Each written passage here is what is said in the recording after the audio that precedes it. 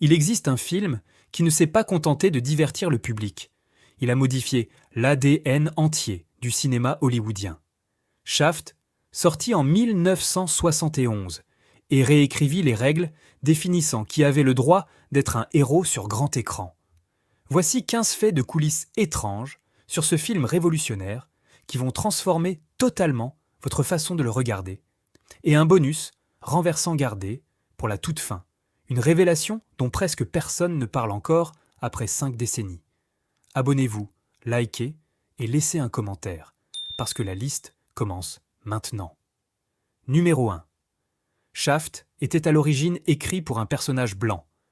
Voici quelque chose qui devrait vous arrêter net.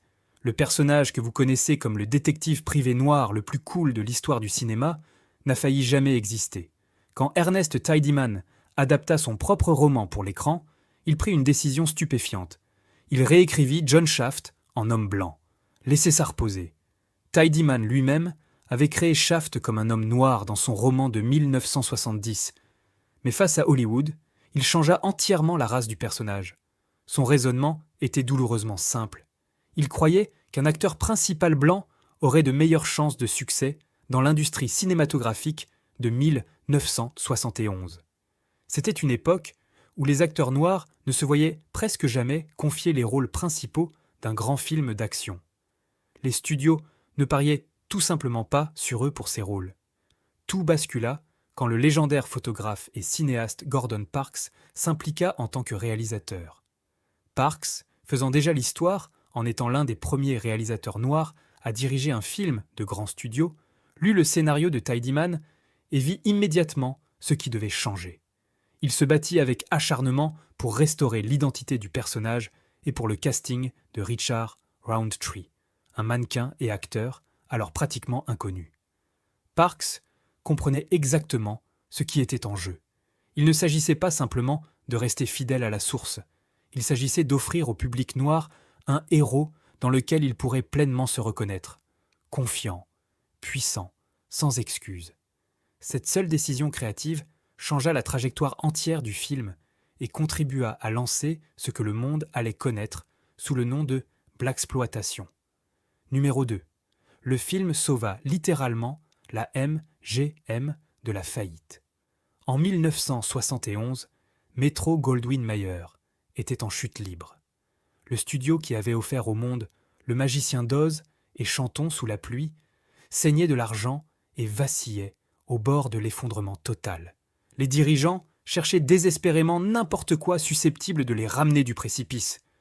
Cette année-là, MGM ne sortit qu'une petite sélection de films, et la plupart furent des désastres au box-office. De tout ce que le studio produisit en 1971, seulement 3 films réussirent à dégager des bénéfices. L'un de ces 3 était un modeste film d'action sur un détective privé noir que beaucoup d'initiés de l'industrie considéraient comme un pari risqué. Shaft avait été réalisé pour seulement 1 200 000 $, un budget squelettique selon les standards d'un studio. Personne chez MGM n'attendait un blockbuster. Certains dirigeants espéraient probablement juste rentrer dans leurs frais.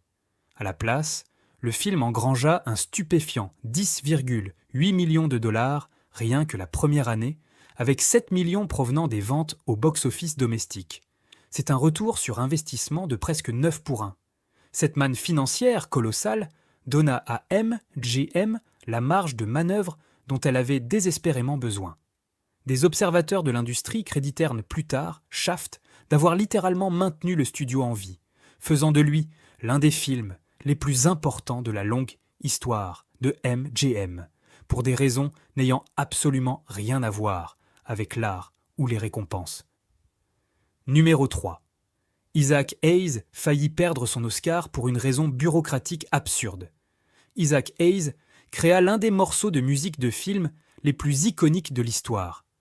Ce thème funk et wah-wah, pour Shaft, est instantanément reconnaissable des décennies plus tard. Mais voici ce que peu de gens savent. L'Académie des arts et sciences du cinéma faillit le priver de son éligibilité aux Oscars pour l'une des règles bureaucratiques les plus mesquines, imaginables. Quand des responsables de l'Académie découvrirent que Hayes ne savait pas lire ni écrire la notation musicale traditionnelle, Ils prétendirent initialement que cela le disqualifiait en tant que véritable compositeur. Réfléchissez à ça. Un homme crée une pièce musicale révolutionnaire et définissant un genre entièrement depuis sa propre vision créative, et une salle pleine de gardiens du temple décide presque que ça ne compte pas parce qu'il ne l'a pas couché sur papier. Hayes composa l'intégralité du thème de Shaft à l'oreille, fredonnant des mélodies, chantant des parties aux musiciens de session, dirigeant tout l'arrangement par instinct et feeling. Il n'avait pas besoin de partition. Il avait quelque chose de plus puissant, un génie musical naturel qui se traduisait directement sur bande. Heureusement, le légendaire Quincy Jones entra dans la bataille. Jones plaida passionnément que la vision créative, les idées musicales et la direction artistique venaient indéniablement de Hayes, et que d'innombrables grands musiciens avaient produit des chefs-d'œuvre sans formation, en notation formelle. L'Académie fit marche arrière, Hayes resta éligible et remporta l'Oscar de la meilleure chanson originale. Mais ça avait été une occasion manquée de près qui aurait pu devenir l'une des plus grandes injustices de l'histoire de l'Académie.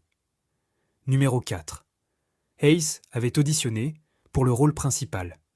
Avant qu'Isaac Hayes ne compose la moindre note pour Shaft, il entra dans cette salle de casting avec un plan entièrement différent. Il voulait être la star. Hayes avait entendu parler de ce nouveau film mettant en scène un coriace détective privé noir et décida que c'était sa chance de percer dans le jeu d'acteur. Il se présenta donc et auditionna pour le rôle-titre de John Shaft, rivalisant avec des centaines d'autres aspirants. À cette époque, Hayes était déjà une figure respectée dans le monde de la musique. Il avait coécrit des hits énormes comme Soul Man et Hold On, I'm Coming, et sorti des albums solo à succès chez Stax Records à Memphis. Mais le jeu d'acteur représentait un nouveau territoire, et ça l'excitait. Les directeurs de casting ne furent pas convaincus. Le rôle alla à Richard Roundtree. Mais voici où ça devient intéressant. Les producteurs furent tellement frappés par l'instinct musical de Hayes et sa compréhension profonde de l'univers du personnage qu'ils lui firent une proposition différente. Plutôt que jouer Shaft à l'écran, qu'est-ce qu'ils pensaient de le définir par le son ? Selon Hayes lui-même, le producteur Joel Freeman lui avait apparemment promis une audition pour le rôle principal dans le cadre de l'accord visant à le sécuriser en tant que compositeur. Cette audition ne se matérialisa jamais, mais Hayes s'acquitta quand même de sa part du marché. Et ce qu'il créa s'avéra bien plus durable que n'importe quel crédit d'acteur n'aurait pu l'être. Parfois, la porte qui ne s'ouvre pas vous conduit directement à celle qui compte le plus. Numéro 5. Le journaliste britannique qui ne comprit pas le titre.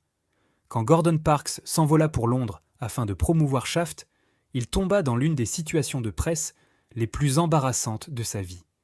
Et franchement, l'une des différences culturelles les plus drôles entre l'argot américain et l'anglais britannique créa un moment qui laissa une salle entière de journalistes complètement perplexes, et Parks à la recherche désespérée d'une réponse qu'il pouvait donner en public.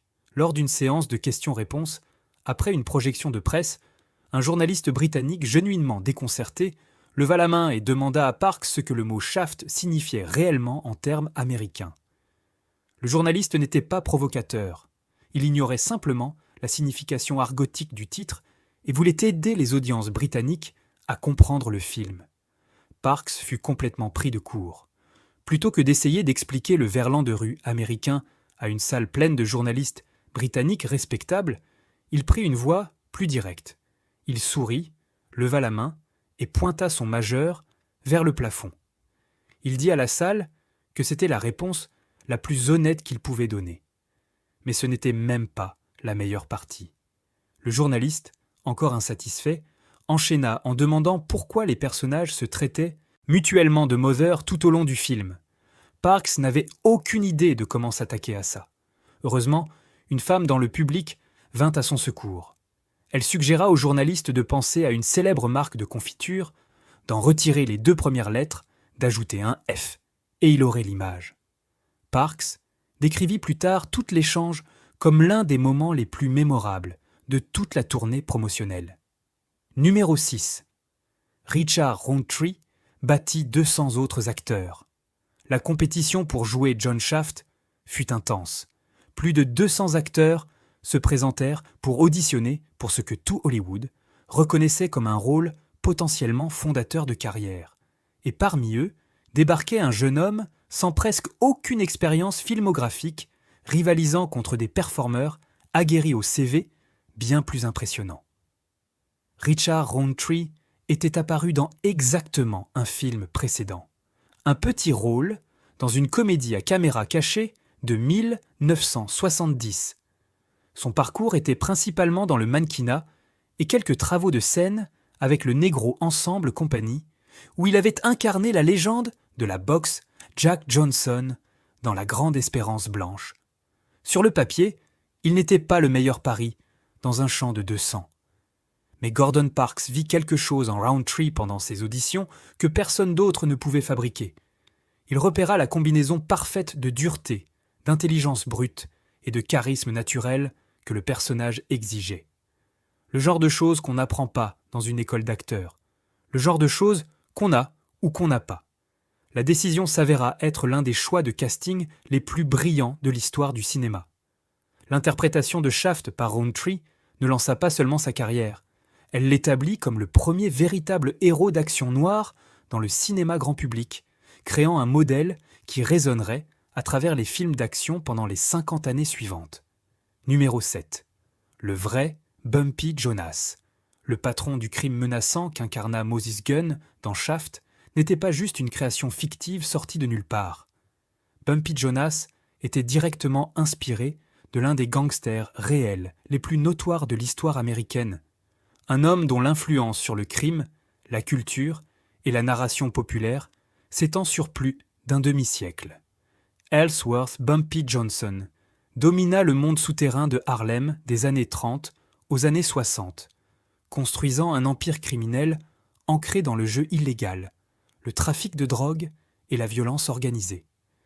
Il tira son surnom d'une grosse bosse à l'arrière de son crâne, mais rien dans sa réputation n'était comique.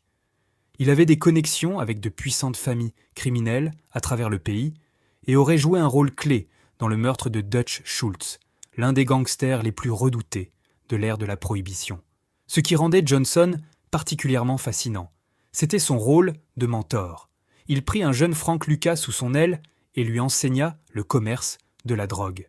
Lucas deviendrait finalement le sujet du film American Gangster de 2007 où Clarence Williams joua Johnson lui-même.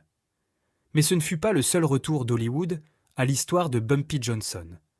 Lawrence Fishburne le porta à l'écran dans Hoodlum en 1997 et Forest Whitaker endossa le rôle dans la série télévisée Godfather of Harlem en 2019. Le personnage de Bumpy Jonas dans Shaft n'était que le chapitre d'ouverture de la longue postérité de Johnson dans la culture populaire. Numéro 8. Gordon Parks fit un caméo secret. Gordon Parks ne put résister à l'envie de se glisser dans son propre film. Pendant le montage de Harlem, où John Shaft cherche l'insaisissable Ben Buford, Parks apparaît brièvement à l'écran et la plupart des spectateurs passent devant sans même le remarquer. Parks joue un propriétaire fumant la pipe avec un grief très précis. Quand Shaft demande des nouvelles de Buford, le personnage de Parks se lance immédiatement dans une plainte.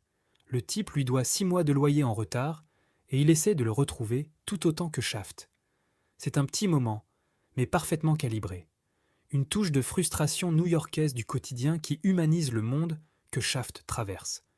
Le caméo dure quelques secondes à peine, mais dit quelque chose sur la façon dont Parks aborda ce film tout entier. Ce n'était pas simplement une mission de réalisation. C'était un projet profondément personnel, une déclaration sur la vie et la culture noire en Amérique, dans laquelle il se versa à chaque niveau, y compris littéralement dans le cadre, même pour un clin d'œil fugace. Parks était déjà célébré comme l'un des plus grands photographes du XXe siècle, et son intelligence visuelle transparaît dans chaque plan de Shaft. Mais ce caméo rappelle que derrière tout l'art et la signification historique, il y avait un cinéaste qui aimait genuinement le processus et ne reculait pas devant l'idée de s'amuser un peu. Numéro 9. L'entraîneur de Muhammad Ali avait un rôle clé. L'un des personnages secondaires les plus colorés de Shaft était joué par un homme déjà célèbre dans une arène entièrement différente. Drew Bundini Brown, qui incarna Willy dans le film, était l'entraîneur adjoint bien aimé de Muhammad Ali et l'une des figures les plus importantes du cercle rapproché du champion des poids lourds pendant les années de gloire de sa carrière. Brown n'était pas un simple membre de l'équipe d'Ali. Il était l'esprit créatif derrière certaines des phrases les plus mémorables jamais associées à un sportif. Le plus célèbre, c'est Brown, qui inventa la formule « vole comme un papillon, pique comme une abeille », la devise signature d'Ali est l'une des phrases les plus citées de l'histoire du sport. Brown avait un don pour un langage rythmé et poétique qui capturait parfaitement le style d'Ali, et les deux récitaient ces formules ensemble, devant les caméras tout au long de la carrière du champion. Au-delà de son rôle de poète, motivateur et forgeur de formules, Brown apportait une énergie intense et presque spirituelle à son travail d'entraîneur. Ali comptait sur lui, non seulement pour la préparation physique, mais pour le feu psychologique, le genre de conviction que seul quelqu'un véritablement dans votre camp peut procurer. Dans Shaft, Brown joua Willy en ami d'enfance du personnage titre ayant dérivé vers la politique militante noire et dégoûté par ce qu'il voyait comme les choix matérialistes de Shaft. Le rôle lui permit d'exhiber son charisme naturel dans un nouveau médium, sa présence ajoutant une couche d'authenticité et de crédibilité culturelle au film. Numéro 10. Parks refusa de tourner le film à Los Angeles. Quelques heures à peine avant que le tournage commence à New York, Gordon Parks reçut une nouvelle qui faillit démolir sa vision entière.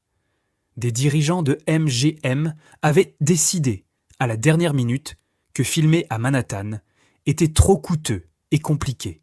Leur solution, plier bagages, partir en Californie et tout tourner sur les plateaux des studios à Los Angeles. Pour Parks, c'était impensable.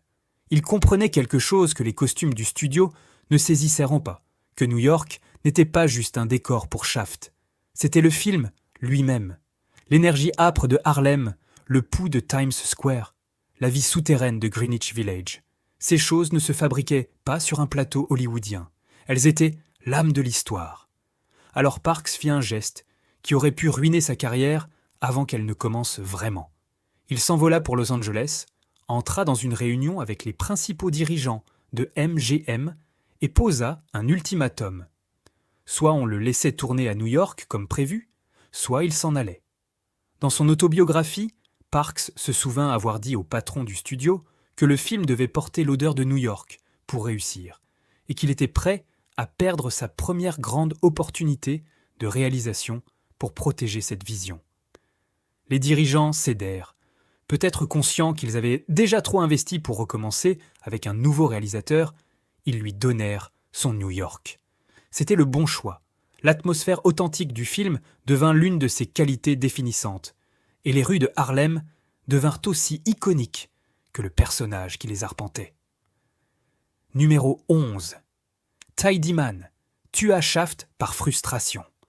En 1975, Ernest Tidyman était devenu si frustré par la direction que prenait sa création la plus célèbre qu'il prit une décision qui choqua le monde littéraire. Après avoir écrit 6 romans, Shaft à succès, qu'il avait rendu riche et célèbre, il choisit de tuer John Shaft, brutalement, inopinément et sans cérémonie. Le problème n'était pas les ventes. Les livres se vendaient encore.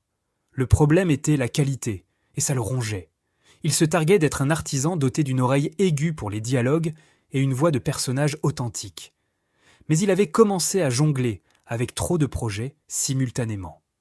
Pour tenir le calendrier d'édition, il avait commencé à utiliser des nègres littéraires pour l'aider à produire les derniers romans Shaft. Cette collaboration le convainquit que la série perdait précisément ce qui l'avait fait fonctionner. Sa solution fut radicale. Dans The Last Shaft, publié en 1975, le détective privé apparemment invincible est tué au hasard par un vulgaire voleur à la tire. Pas de grand méchant, pas de confrontation dramatique, juste un acte de violence aléatoire qui met fin à tout. Les derniers mots de Shaft dans la série étaient « Mais c'est quoi cette connerie ? avant de mourir de ses blessures. C'est l'une des fins les plus abruptes et délibérément sans glamour de l'histoire du roman policier. Un personnage qui avait survécu aux bosses du crime organisé et aux complots internationaux, emporté par un voleur ordinaire. La veuve de Tidyman expliqua plus tard que son mari estimait qu'il valait mieux mettre fin à la série que de la laisser continuer à décliner. D'une façon étrange, tuer Shaft fut son ultime acte de loyauté envers le personnage. Numéro 12. Le film engendra une bande dessinée avortée. Fort du succès de son film révolutionnaire, Ernest Tidyman poussa John Shaft dans tous les coins des médias populaires qu'il pouvait trouver, y compris un format qui semblait être un choix naturel, mais n'alla absolument nulle part. En juin 1972, Tidyman chargea le vétéran du dessin de bande Don Rico de créer un portfolio d'échantillons pour une bande dessinée quotidienne dans les journaux, basée sur le personnage de Shaft. Rico n'était pas un inconnu, c'était un vétéran des comics Marvel ayant travaillé sur des titres comme Captain America. L'idée de Tidyman était d'amener Shaft dans les pages des grands quotidiens américains, atteignant ainsi un public entièrement nouveau. Et c'était un vrai marché. Au début des années 70, les bandes dessinées dans les journaux étaient encore une part significative de la vie américaine quotidienne. Rico prit le défi au sérieux et produisit 24 exemples de strips quotidiens conçus pour montrer comment le monde de Shaft pouvait fonctionner dans le format épisodique condensé. Les illustrations captureraient, selon les rapports, à la fois l'attitude visuelle et l'énergie de terrain qui avait rendu le personnage si convaincant à l'écran. Mais malgré le talent de Rico et l'enthousiasme de Tidyman, aucun éditeur ne mordit. Il démarcha des grands comptes à New York et Los Angeles, et personne ne manifesta suffisamment d'intérêt pour retenir le strip pour une publication régulière.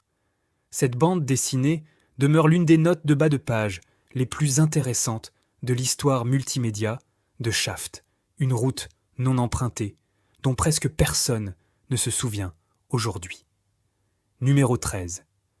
La bande originale fut secrètement réenregistrée. Isaac Hayes était un perfectionniste, et les sessions d'enregistrement originales pour la bande originale de Shaft le rendaient fou. Le travail initial était fait sur un système d'enregistrement à 3 pistes, du matériel basique incapable de capturer la profondeur sonore et la richesse qu'Hayes entendait dans sa tête. Chaque fois qu'il réécouvait, il percevait l'écart entre ce que la musique pouvait être et ce que l'équipement lui permettait d'atteindre. Travailler avec une technologie aussi limitée signifiait que Hayes ne pouvait pas superposer correctement les instruments et les parties vocales, ni construire les arrangements complexes qu'il avait en tête. Pour quelqu'un qui s'était déjà établi comme producteur innovant chez Stax Records, c'était genuinement douloureux. Il savait exactement ce que la musique devait sonner. Les outils n'étaient simplement pas là. Alors Hayes prit une décision tranquille et unilatérale. Sans prévenir les producteurs du film, ni le label, il se glissa discrètement au studio Stax de Memphis, où il avait accès à un équipement bien supérieur et réenregistra secrètement toute la bande originale depuis le début. Les éléments orchestraux furent achevés en une seule journée, les voix le lendemain. Mais même alors, Hayes continua à peaufiner jusqu'à ce que les enregistrements représentent genuinement sa vision. Personne ne l'autorisa. Personne n'approuva. Il le fit simplement parce que se satisfaire de moins était quelque chose dont il était incapable. Ce perfectionnisme secret est une grande raison pour laquelle la bande originale de Shaft tient depuis plus de 50 ans. Ce que vous entendez quand ce thème retentit n'est pas la version que le studio avait validée. C'est la version qu'Isaac Hayes refusa de laisser être autre chose que parfaite. Numéro 14. L'erreur de continuité de la vitre. Même le film le plus soigneusement conçu fait des erreurs. Et Shaft en contient une que des spectateurs à l'œil vif repèrent depuis des décennies. Une petite bourde, d'autant plus remarquable qu'elle survient pendant l'une des scènes mémorables du film. L'erreur arrive pendant la séquence où Shaft affronte 2 sbires de Bumpy Jonas qui l'attendaient dans son bureau de Times Square. La scène établit d'emblée la confiance physique de Shaft. Il est en infériorité numérique et s'en fiche. Pendant la confrontation, Shaft pousse l'un des hommes à travers la porte du bureau et on entend clairement le son inconfondable du verre qui vole en éclats sur la bande-son. Mais voici où ça devient intéressant. Observez l'image réelle, attentivement, plutôt que de simplement suivre l'action. Malgré ce son fort et clair de verre brisé, la vitre de la porte du bureau de Shaft reste complètement intacte immédiatement après l'impact. Pas de fissure, pas de morceaux manquants, pas même un éclat. Puis, plus tard dans la scène, la vitre apparaît effectivement cassée, ce qui signifie que des images d'avant et d'après la vraie rupture ont été mélangées dans le montage. Ce type d'erreur de continuité était bien plus courant à l'ère pré-numérique quand les monteurs travaillaient avec des bandes de films physiques et ne pouvaient pas facilement scanner image par image pour détecter les incohérences. Ça ne nuit pas au film et la plupart des gens ne le captent jamais au premier visionnage. Mais maintenant que vous le savez, vous ne pourrez plus le manquer. Numéro 15, Roundtree survécut à un cancer du sein masculin et parla ouvertement. Voici celui dont presque personne ne parle. En 1993, Richard Roundtree, l'homme qui avait passé plus de 2 décennies à l'écran en tant que l'un des héros d'action les plus coriaces et les plus iconiques du cinéma, fut diagnostiqué d'un cancer du sein. Il avait 51 ans. Le cancer du sein masculin est l'une des conditions de santé les plus négligées, précisément parce que la plupart des gens ignorent que les hommes peuvent le développer. Il prend les hommes de court pour la même raison qu'il prit de court tant de ceux qui connaissaient Roundtree, la présomption que c'est simplement impossible.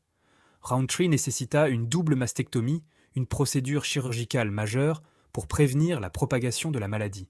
Pour quelqu'un qui avait construit toute son identité publique autour de la projection de force et de confiance physique, c'était quelque chose d'incroyablement difficile à affronter. Mais Roundtree aborda sa maladie avec la même ténacité tranquille qu'il avait apportée à John Shaft. Il ne le cacha pas. Il ne le traita pas comme quelque chose dont il devait avoir honte. Il choisit de parler publiquement de son expérience et d'utiliser sa plateforme pour éduquer d'autres hommes sur une maladie qui ne recevait pratiquement aucune attention dans les communautés masculines. 4 ans après son traitement, Roundtree, réfléchissant à la réponse reçue, dit aux journalistes qu'il était touché par le nombre d'hommes qui s'étaient manifestés, car si peu étaient disposés à discuter ouvertement de ce type de problème de santé. Il s'identifia fièrement comme survivant et continua son travail de sensibilisation pendant des années, contribuant à briser la stigmatisation qui empêche les hommes de chercher des soins assez tôt pour faire une vraie différence. John Shaft sauva la mise à l'écran. Richard Roundtree fit quelque chose d'aussi courageux dans la vraie vie. Voilà 15 faits étranges sur Shaft, un film qui réécrivit les règles d'Hollywood, sauva un studio mourant et donna au monde un héros qu'il ne savait pas avoir besoin. Plus de 50 ans plus tard, Shaft compte toujours. Non seulement comme pièce d'histoire du cinéma, mais comme preuve qu'une seule décision créative audacieuse peut tout changer. Si vous avez tenu jusqu'au bout, likez, abonnez-vous, laissez un commentaire avec le fait qui vous a le plus surpris et suggérez le prochain film qui mérite cette analyse, parce que les meilleures histoires de coulisses méritent d'être racontées.